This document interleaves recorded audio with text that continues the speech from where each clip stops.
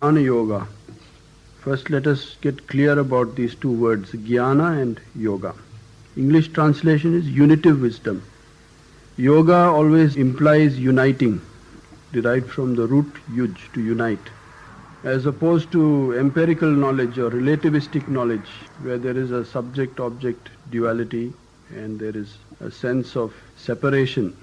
Yogic thinking always tries to unite, see the common factor and bring together. So that is the beauty of yoga. Jnana itself has Saupadhika and Nirupadhika.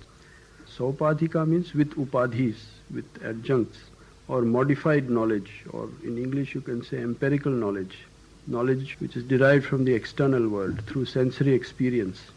And the other knowledge is that comes from within us as intuition, pure knowledge, which is not dependent on the sense organs. In traditional Vedanta, we say Pratyaksha Jnana, Anumana, Upamana and Shabda Pramana. Pratyaksha means direct perception, what I see, what I hear, what I feel, etc. And Anumana means inference. If I see smoke, I can infer that there is fire. And Upamana means comparison. If I have never been to a place and a friend describes that place to me, I can carry the description in my mind, and when I encounter that situation, I can compare my description with what I am seeing. That is called Upamana. But none of these methods help us in spiritual knowledge. To get spiritual knowledge, we need what is known as Shabda Pramana, word of authority coming from scripture, coming from the Guru, which has been revealed. It's a revelation.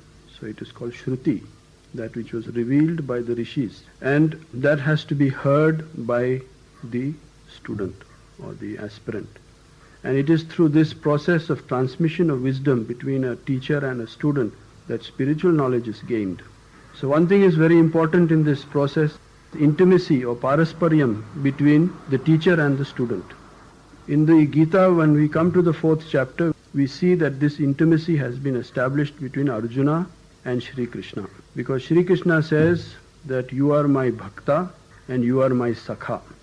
So by saying bhakta and sakha, devotee and friend, the intimacy of their relationship is established. However, the chapter begins by a claim which Sri Krishna makes, that he taught this perennial wisdom first to Vivaswan, then to Manu, then to Ikshvaku. The Vivaswan is the sun. According to Indian mythology, Vivaswan is the progenitor of the human race. He is followed by Manu. Manu was the lawgiver. So his society was structured according to the laws of Manu. But Manu's laws had to be enforced. So the enforcer of the law is Ikshvaku. Ikshvaku is the first king. And the name is very interesting because Ikshvaku means bitter, because always enforcement of law is a bitter experience. Manu, of course, derives its root from Manushya, as human being. So when Sri Krishna says that I declared this perennial yoga, this knowledge was first declared by me to Vivaswan the sun, then to Manu, then to Ikshvaku, Arjuna gets confused. He says, here am I standing with you in this battlefield in the present time. How can I believe that you declared this knowledge to Vivaswan and Manu who had existed so many thousands of years ago? So this shows that wisdom itself is perennial, and the absolute Brahman or the Supreme does not follow the historicity of time, which is a relativist experience. Historical time is relativistic, and Arjuna, being a representative of the normal human being, his concept of time is linear. That time begins with a certain year and it flows. We experience time as a flow with certain dates and events happening according to those dates. But absolute time does not follow any such sequence. It is an eternal presence, an eternal now. And so Sri Krishna, he is speaking from that position of the eternal now. And so he transcends this division of time into the past, the present and the future. So that is how Arjuna's first question is cleared. When Arjuna also begins to realize that this wisdom, this yoga that has been handed down from generation to generation. Praptam parampara, according to the parampara. Just like in the modern sports field, we pass the torch. The Olympic torch is passed from hand to hand and it moves across the surface of the globe. But this passing down is more on a vertical sense, that through time, this knowledge, which was revealed from the beginning of time, it is timeless knowledge. It is the heritage of humanity. When it was handed down from generation to generation, it has a tendency to lose its subtle, harmonious meanings. Just like a tree which is growing, it has a tender shoot at the tip and it has a solid, rigid trunk at the base. Similarly, the teachings of wise people always, in the course of time, they become rigid and orthodox, like the trunk of a tree. And once they become rigid and orthodox, they lose many of the beautiful, tender, harmonious and subtle teachings. So it is always necessary for teachers to come time and again to revive, to revalue, to restate, to give humanity back its lost heritage, to give it back its idiom, to give it back its meaning, to give it back its spiritual understanding. So that is the role which Sri Krishna is playing in the present Gita. And he himself says that because of this long lapse of time, this subtle teaching has become destroyed, nashta. But since you are my sakha, you are my bhakta, you are my devotee, you are my close friend, I am going to pass this wisdom on to you. So that is the summary of the first 4 verses. When we come to verse 4, we say Arjuna uvacha aparam bhavato janma param janma vivasvatah katham etad vijaniyam tvam ado proktavan iti. The same translation means that in the beginning, posterior was the birth of Vivaswan and anterior was the birth of you, as I am seeing you now. How have I to understand that you declared it in the beginning? So Krishna says, Bahuni me vyatitani janmani tavacha Arjuna, that we have had many births. You, Arjuna, have had many births. I too have had many births. But I am conscious of them while you are not conscious.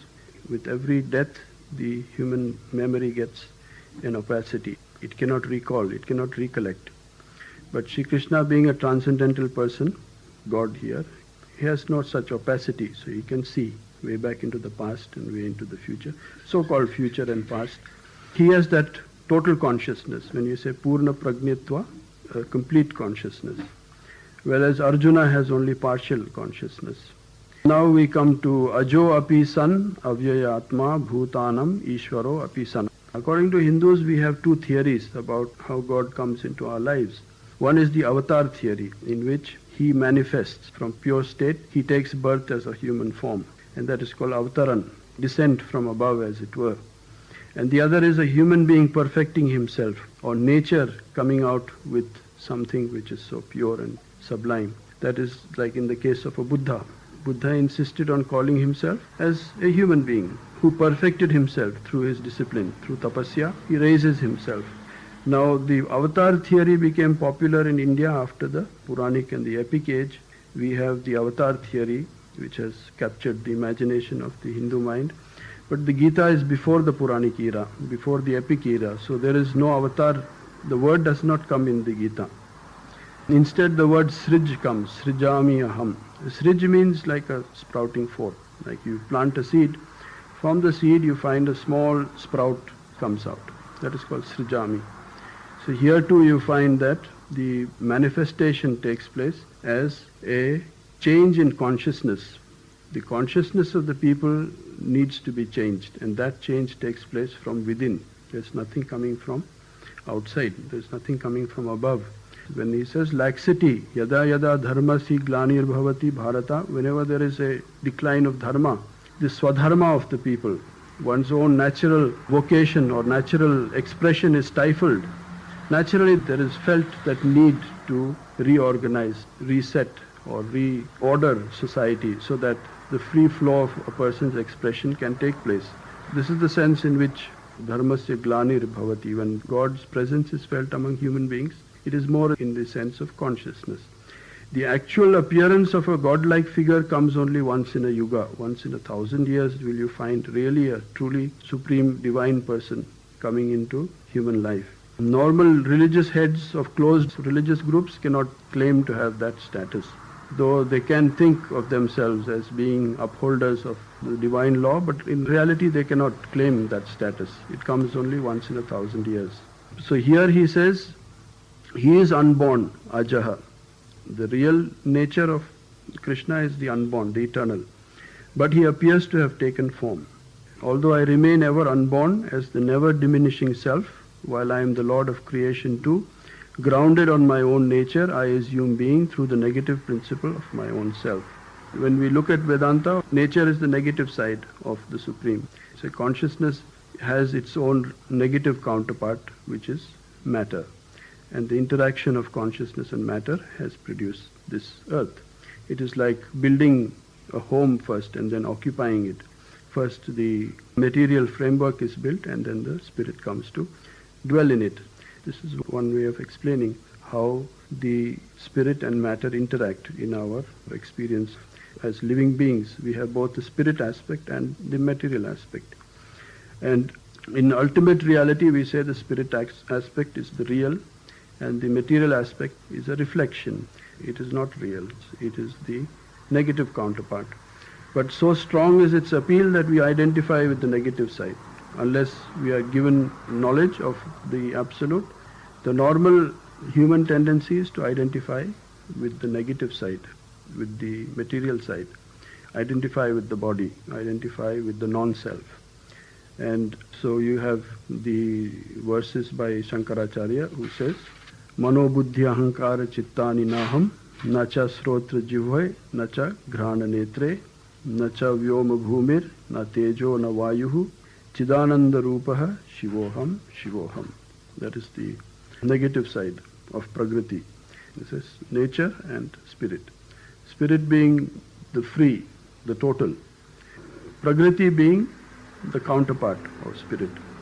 In Sankhya philosophy they say lame person and the blind person. The blind person cannot see, the lame person cannot walk, but both when they come together they can function. The lame person can guide the blind person and the blind person can carry the lame person. Similarly, Chaitanya or Chit is the knowledge aspect and Prakriti is the lame aspect. It can move but it has no direction. So this is how they interact. Yada yada hi dharmasya glanir bhavati bharata abhyuttanam adharmasya tadatmanam srijami aham. This is the much quoted. Whenever there is a decline of dharma, then I manifest myself. So here dharma is to be taken as one's own dharma, swadharma. Whenever there is a decline of swadharma, abhyuttanam adharmasya tadatmanam srijami aham. So they say when the world order is ready to change, then you find that some person comes into the picture and brings about the change. That's the 7th verse. So there is a descent and ascent as we speak. From nature we are ascending, from the spirit we are descending. But the absolute that we speak of is always a neutral. It is a neutrality. There is a neutral absolute which is to be placed between these two ascents and descents. By talking of a descent, you can give an exaggeration to the side of spirit. But actually speaking, absolute is absolutely neutral, which is in between, equally implied, equally between the ascent and the descent. So that is the ideal yoga, where you maintain the central balance. Whenever there comes to be laxity in regard to right life, O Bharata, and wrong comes to assert itself, then I bring about the creation of myself. Paritanya sadhunam vinashaya cha dushkritam dharma samsthapanarthaya sambhavami yuge yuge. To protect those who are good and to destroy evildoers, for establishing righteousness, I assume being age by age.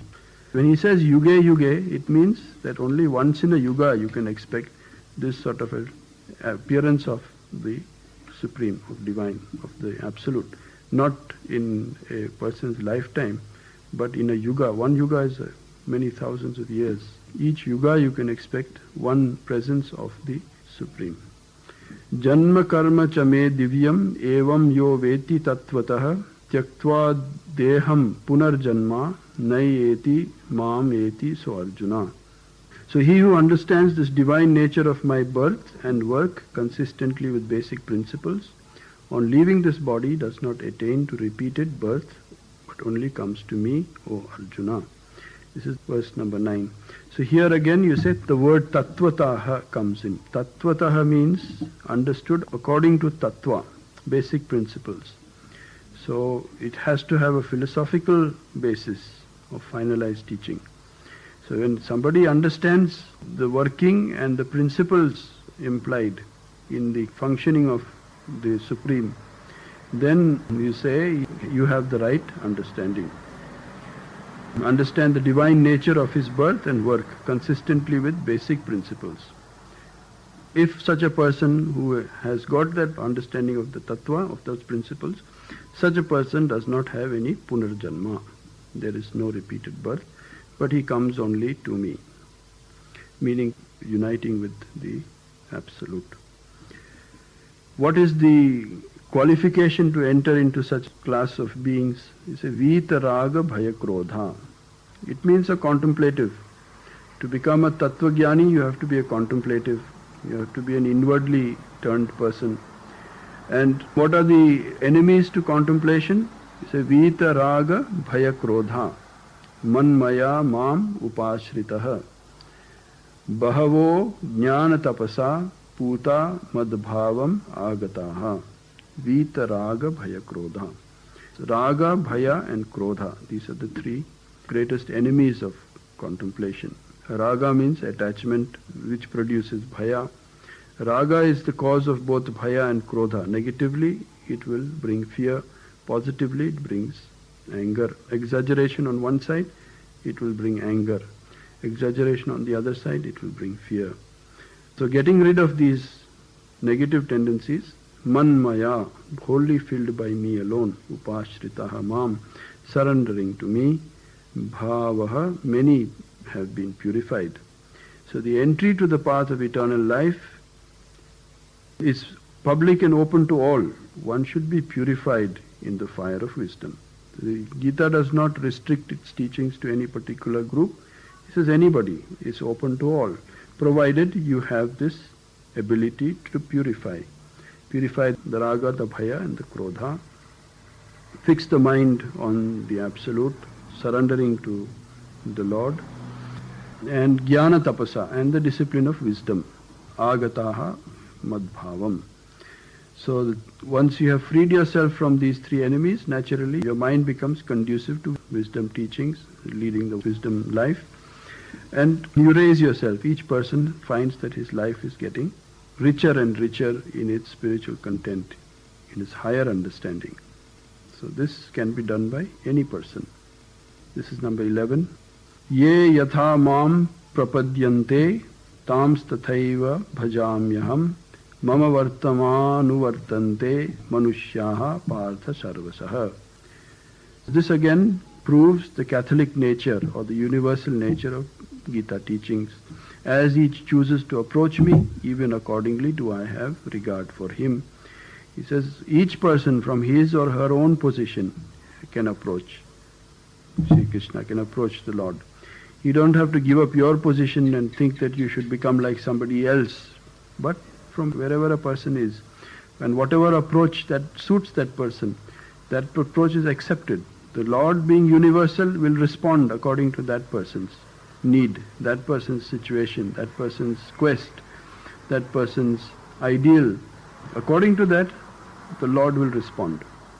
So, yatha ye prapadyante, as he chooses to approach me, I have regard for him. So he has this completely universal, open approach to any person who is aspiring, any kind of aspirant, any person aspiring has access. Kangshantaha karmanam siddhim yajantaha iha dehavataha kshipram hi manushya-loke siddhir bhavati karmaja. This is another section where kankshataha means desiring. When people perform actions and perform their sacrifices with the view of desiring certain benefits, then they go to gods, go to the devatas. And very quickly they get their siddhis. They are given in this world of works, in the world of action, in the world of karma. Karma begets karma. If you work, you will get the fulfillment of your desires. So he says, desiring the benefits coming from actions and thus sacrificing to the gods, quick indeed are the results, born of works in this world of men. Born of works. So by karmaja, you will have born of works. Number 13. Chaturvarnyam maya srishtam guna karma vibhagasaha tasya kartaram api mam vidya akartaram avyayam. Chaturvarnyam is the fourfold basis of caste division. This verse is also very much misunderstood, misrepresented. He said, Chaturvarnyam maya srishtam.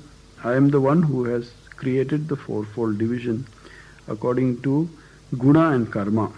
Guna means the qualities and karma means the activities. The kind of activities and the kind of qualities that a person has, according on the basis of that, I have created the fourfold division. A person directing his mind always to the Supreme and teaching and learning, that person can become a Brahmana. Leading a restrained life, self-discipline, of purity, worship, say he becomes a Brahmana. And then you have another person who does not have such a great pull towards the divine, but he feels a strong sense of duty towards society, protection of society and social welfare. So that person can become a Kshatriya. And then in the third category, person feels even less pull towards the divine, but is interested in providing the needs of everybody. Such a person becomes a Vaishya. And last of all, you have a person who has almost no pull towards the divine, spending his life in protracted agony, misery, so he becomes a Shudra. So it is based on these qualities that you created the fourfold divisions of people. In the next line he says, Tasya kartaram api mam vidya akartaram avi. I am the doer of it, but I am also akartara. Akartara means I am the undoer. Akartaram avyayam, unexpended. The undoer of it, it means that this is not a fixed thing. It is not a stable or fixed or long-term thing. It is only depending on the person's qualities, the person's activities. Krishna himself says, I can undo it for a person. The fourfold color grades were created by myself on the basis of innate disposition, that is the guna, and vocation, that is the karma, that accorded with each. Know me to be the maker of such and also to be its undoer, unexpended. Then number 14 he says, Namam karmani limpanti name karma phale spraha iti mam yo abhijanati karma bhirna sabadhyate. Now the way of wisdom is to understand. When you say jnana, what kind of jnana is this? This is jnana brahma vidya. Jnana about Brahman, jnana about the Absolute. It's not laukik jnana, it's not knowledge about the world, but knowledge about the way of the Absolute, the nature of the Absolute. How are we to understand the true nature of Brahman, the true nature of the Supreme? These are mantras which help us. It's, I am not affected by works. It's karmani na limpanti mam. Na me spraha karma phale. I have no interest in the fruits of work. So there is a neutrality in Brahman itself. It's like a neutral, absolutely unaffected presence which is not concerned at all by the works. The works are individual. Each person is responsible for his own karma. As you sow, so shall you reap. Each person is reaping the benefits or suffering the consequences of his or her own karma. God has nothing to do with it, as He is supreme, He is sublime, He is beyond or above it. This is the right understanding. He who understands me in this manner comes no more under the bondage of works.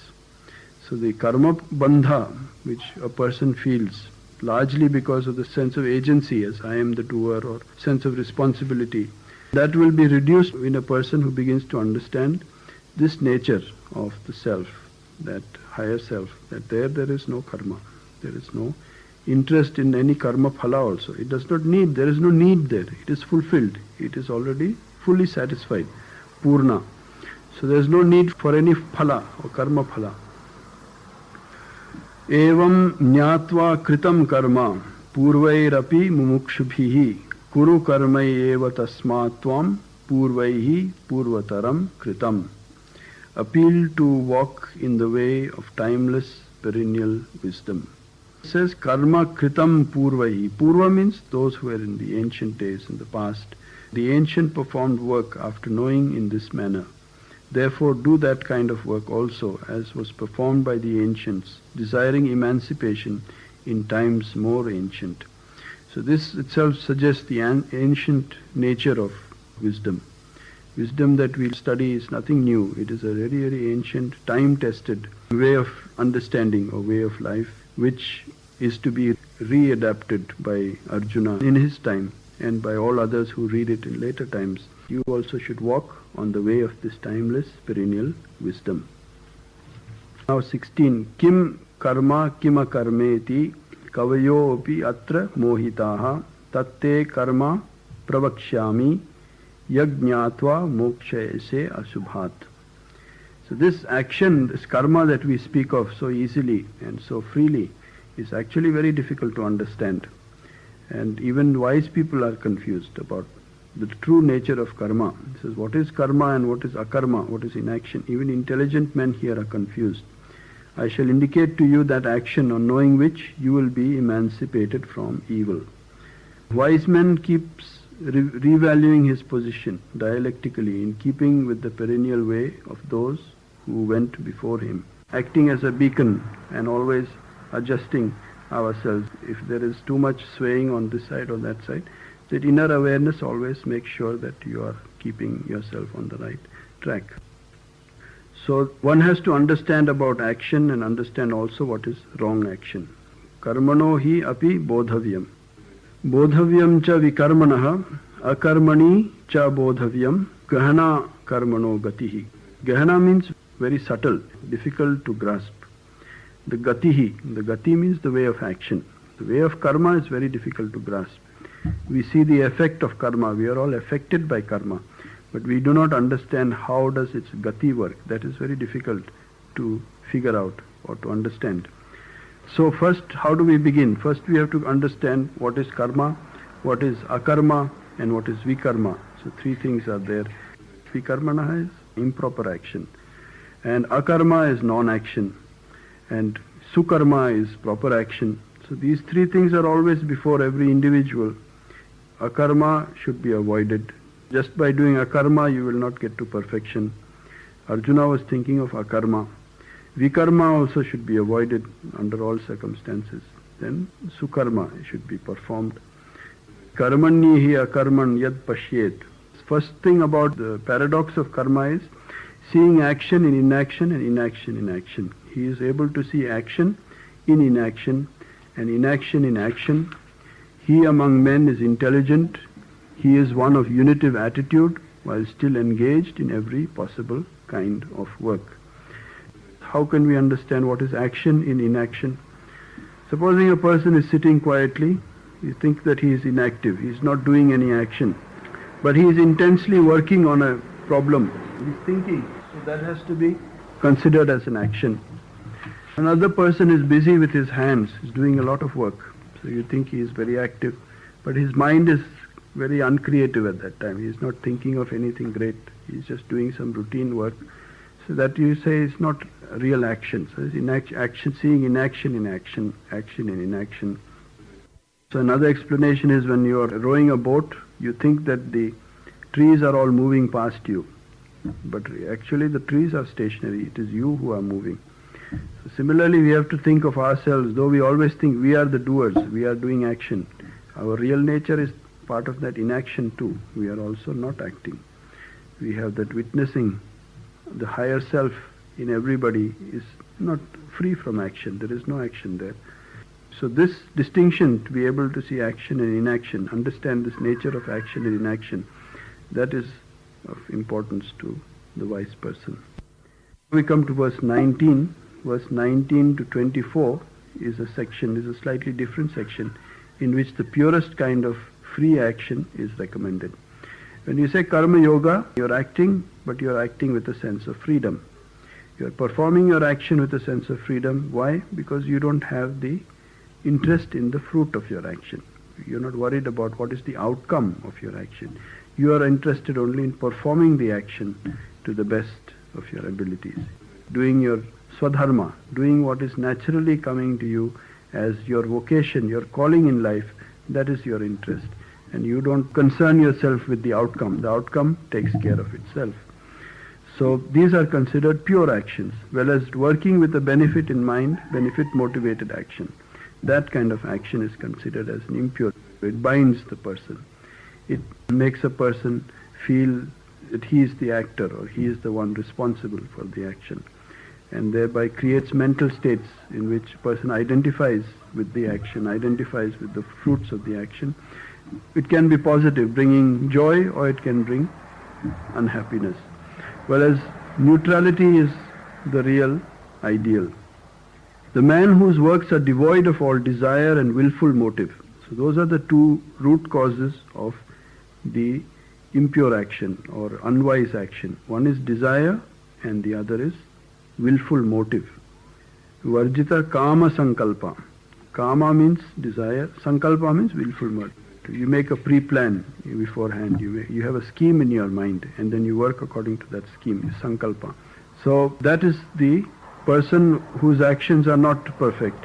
But when that kind of action has been burnt in the jnana agni, the fire of knowledge, when the fire of knowledge has burnt all karma, then you say that such a person becomes wise.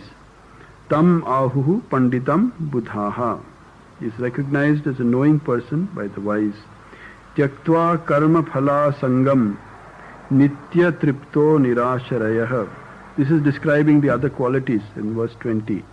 Tyaktva karma phala sangam. Attachment for the benefits of work. That is being relinquished. So if you see great people who follow this practice, they are intensely at work.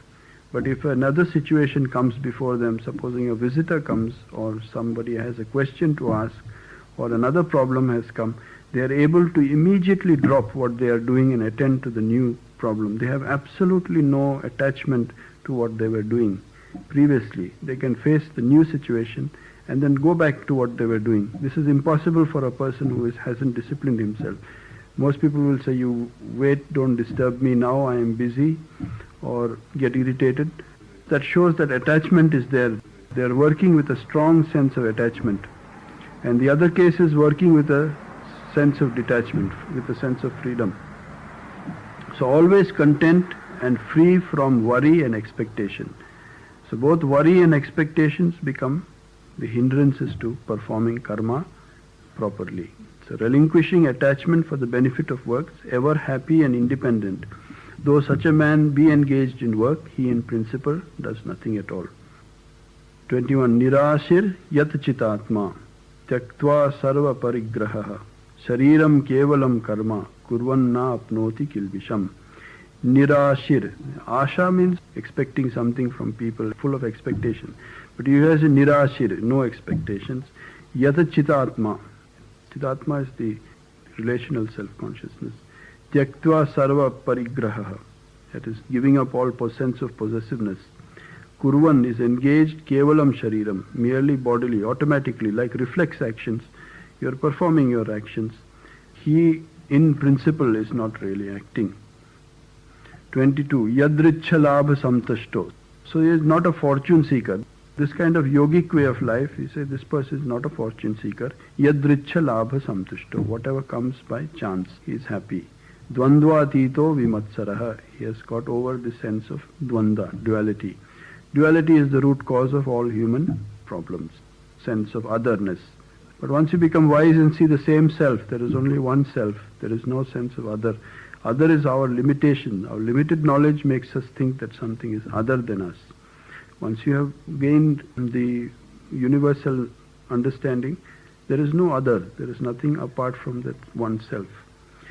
Vimatsaraha. Vimatsaraha, non-competitive. Samaha siddhau asiddhau cha.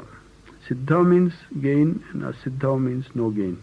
Having a constant, a balance, equanimity, even-temperedness between both gain and no gain. Cha kritva api na nibadhyate. So na badhyate, badhya means to bound. So such a person, in spite of all activities, will have that inner sense of freedom, is not bound. Number 23, action as sacrifice. Gata sangasya muktasya jnanavasthita chetasaha Yajnaya charata karma samgram praviliyate. Gata sangasya, his attachments are gone.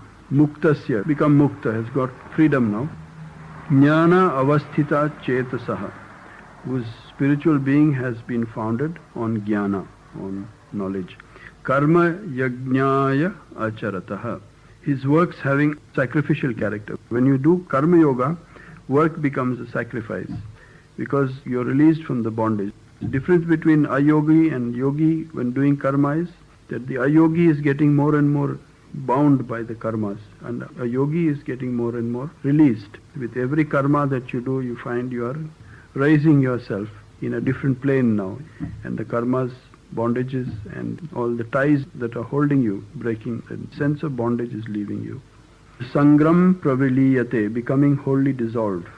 When karma is treated as a yajna, then it leads to this state of mind. Doing your actions as a sacrifice in the fire of jnana, in the jnana agni, you are offering all your karmas, and that is getting burnt away. What happens to you then? Then you come to 24. You say, Brahma arpanam, Brahma havir, Brahma agno, Brahmanahutam, Brahmaiva tena gantavyam, Brahma karma samadhina. See, ends and means, this is in a ritualistic context. In a ritualistic context, we always think of us offering the sacrifice into the fire of the yajna. And the samagri is different, and the sacrificer is separate, and the fire is separate. But here you say the ends and means are all getting united. And that is what yoga is all about. Ends and means become united.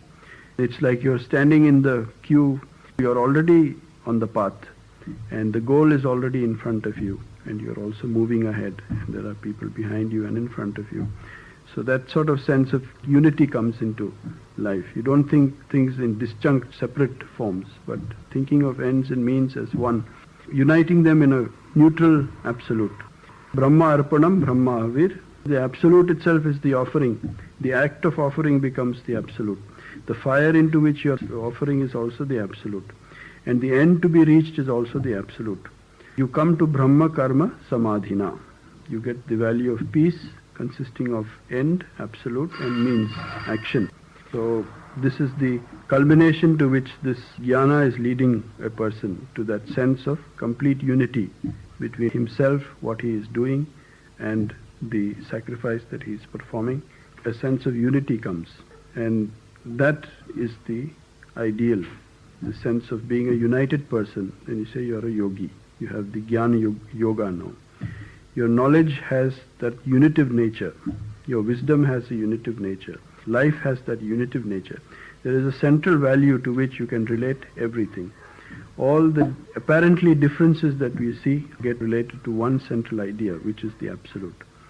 And that ability to relate to the absolute, that makes the difference. It makes it into a yoga. Life becomes a yoga. There are a long list of different types of sacrifices now. He gives a whole series of different sacrifices that people perform, from verse 25 to 32. A discussion of the patterns of sacrifice, from Vedic burnt sacrifice to self-realization. The simplest sacrifice we make is the Vedic burnt sacrifice, which is all symbolic. And from that to the self-realization sacrifices, which are deep pranayama and self-discipline, we can make different gradations. So that is what is mentioned here when he says, as referring to the gods of the Vedas is the nature of the sacrifice of some yogis. Others offer sacrifice into the fire of the Absolute by sacrifice itself. Some offer as sacrifice the ear and other sense organs. That is sense control. They practice sense control into the fire of restraint. Others offer the sacrifice of sound and other sense interests into the fire of the senses. Then in 27 he says, Sarvani indriya karmani prana karmani cha pare atma samyam yogagno juhvati jnana deepate. Meaning goes one step inward, using yoga and life functions as counterparts. So now we don't have any outside things to sacrifice, but the vital functions, the prana, and the inner life functions itself become the counterpart. So you are bringing about restraints of the inner vital principles like the prana and other functions within. Then you go to the object sacrifice is dravya. Dravya yajna is what we do when we perform the havan. We are doing dravya yajna. Objects are being sacrificed. Then there is austerity sacrifice and the sacrifice of unitive discipline. That is tapaha, by doing tapasya, controlling the body, controlling the mind. Then we come to the pranayama that is done. Pranayama itself is a complete science by itself, knowing how to control the inward and outward going breaths and the vital tendencies. And then connection with outer world is minimized. The whole idea of these practices is that we are going from the outer world, we are so connected with the outer world. From that we want to go more and more inside to the inner self. And apare niyataharaha, by abstemious in food, by controlling diet and by making even further controls in the vital breaths, we find that the dross, kalmashaha, that is the opacity, the tamasness, the dullness that is there in the system is all cleared out by these tapasyas. These tapasyas serve to purify. They completely transform person's insides. Their whole vital functions and everything gets transformed. It's like they get a new subtle body. Outside they will appear just the same, probably glowing and being more radiant, but inwardly their whole system undergoes a change. They get what is known as a yogic body. Those who partake of the immortal nectar of sacrificial remains go to the eternal absolute. This world is not for one of no sacrifice. How can he have the next, O Bharata? That's another praise for sacrifice. Thus many and varied are the sacrifices spread in front of the absolute. Know them all as originating in action. Thus understanding them, you shall gain release. So again, wisdom is being praised. When it says, evam bahuvidha yajna, vitata brahmano mukhe, karmajam vidhitan sarvam. All of these sacrifices have their origin in karma. Sacrifice is related with karma. And once this is understood, say you gain release. Shreyan dravyam, better than the dravya yajna, means sacrifice given by objects, is the jnana yajna. Jnana yajna means the wisdom sacrifice. What is a wisdom sacrifice? We are sitting and discussing the Gita, reading the Gita, applying ourselves, trying to understand the Gita and to practice its teachings. This is a jnana yajna that we are performing. So superior to doing a dravya yajna is the jnana yajna. So this is a more superior form of yajna. And what is the culmination of this yajna? It is in wisdom, that we become wiser people by undergoing a jnana yajna. By undergoing a dravya yajna, you might just have a purification, or you might have some material benefit, but you will not become a wiser person. For wisdom you need a jnana yajna. Wisdom is not easily gained, and so we need to approach the teachers. Tad vidhi pranipatena pariprashnena sevaya upadekshanti te jnanam jnaninas tattvadarshina. So these wise people who are tattvadarshis, who are able to see these principles, they will instruct you. Seek for a teacher, seek for the knowledgeable ones. And by prostration and by service and by searching questions, they will instruct you.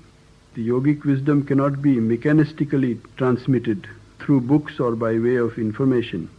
There is a need for having contacts with real living people, living yogis, and be in their service and be in contact with them and thereby learn.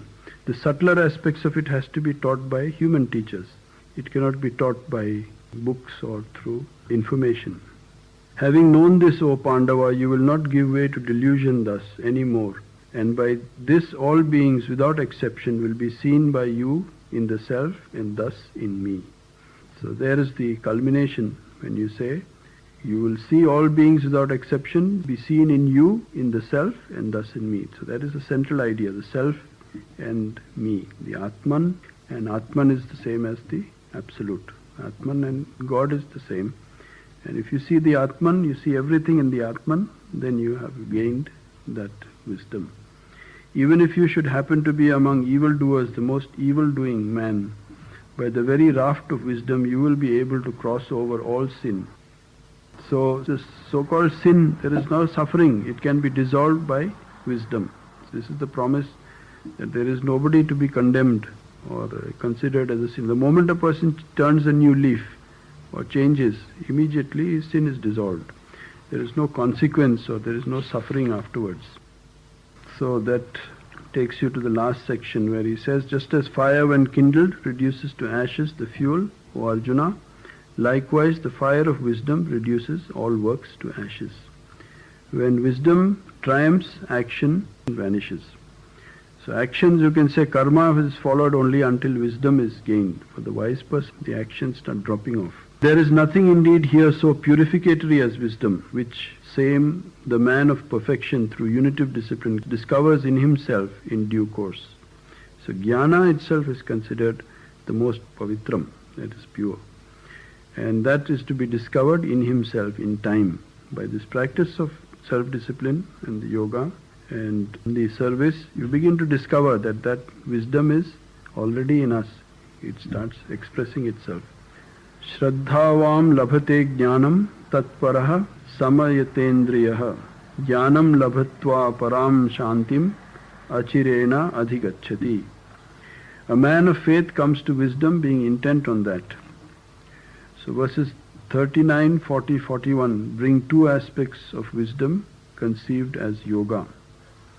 So man of faith comes to wisdom being intent on that, with the senses subjugated. On obtaining wisdom, he reaches without delay the state of supreme peace. The man who is unwise and without faith, with the self held in the conflict of doubt, is destroyed. Here destruction means the contemplative destruction. His contemplative life is destroyed. Not that he will be completely destroyed in the physical sense. Neither is there in this world nor the world beyond, nor can there be any happiness for a man caught in doubt. The curse of man is doubt, samshaya. And how can samshayas be removed? Only by finalized knowledge, and that is wisdom. Wisdom means finalized knowledge. When finalized knowledge comes, all the doubts are removed. And when doubts are removed, peace comes. And when peace comes, happiness comes. One of unitively renounced action, who by wisdom has sundered doubt and come to full self-possession, cannot be bound by works, O Dhananjaya. So this is the jnana, the final knowledge. The person who has unitively renounced action, that is jnana samchinna samshayaha yoga samnyasa karmanam. All the karmas have become renounced by yoga, unitively renounced. Atmavantam, fully self-possessed. Karmani na nibadnati. So only such a person is not bound by work.